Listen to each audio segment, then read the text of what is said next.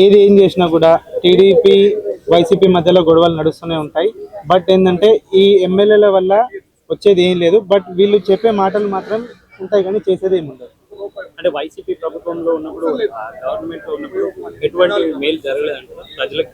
అంతగా జరగలేదు కాబట్టి వాళ్ళు ఈరోజు ఆపోజిషన్ లో ఉన్నారు. మేలు జరిగితే ఈరోజు ఆపోజిషన్ లో ఉండకపోతున్నారు. వాళ్ళు చేయలేదు సరిగా కాబట్టి ఆపోజిషన్ లో ఉన్నారు. వాళ్ళు చేయలేరు కాబట్టి వేరే వాళ్ళ మీద బురద జరగడం అనేది వాళ్ళకి అలవాటు. అంటే కూటమిగా కాకుండా ఇప్పుడు పవన్ కళ్యాణ్ గారు ఇండివిజువల్ గా ఉండుంటే గెలిచేవారు కాదని చెప్పి వైసీపీ నేతలు చెప్తున్నారు. అది ఎంతవరకు కరెక్ట్? కూటమిగా కాకుంటే సింగిల్ గా వచ్చిన 100% గెలిచేవాడు. అసలు కూటమిలో ముందు లేడు, తర్వాత కూటమిలోకి వెళ్ళాడు.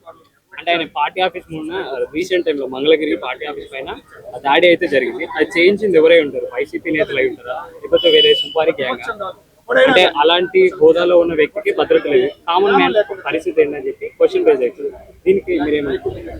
కామన్ మ్యాన్ కే పరిస్థితికి ఏముందంటే తను మీదున్న కక్షతో తనని కించపరచాలనే ఆలోచన విధంతో కుట్ర పంది చేసిన స్థాయి కానీ దాని మించి ఏం లేదు. అంటే పవన్ కళ్యాణ్ గారు మంచి పనులు చేస్తున్నారని చెప్పి దాడికి పాల్పడ్డారు. అవును, తనని ఆపాలి, ఎలాగైతే తన మీద బురద జల్లాలనే విధంగా అలా చేశారు కానీ అయినా ఏం కాదు.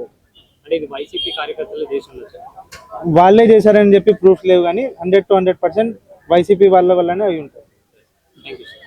పవన్ కళ్యాణ్ గారు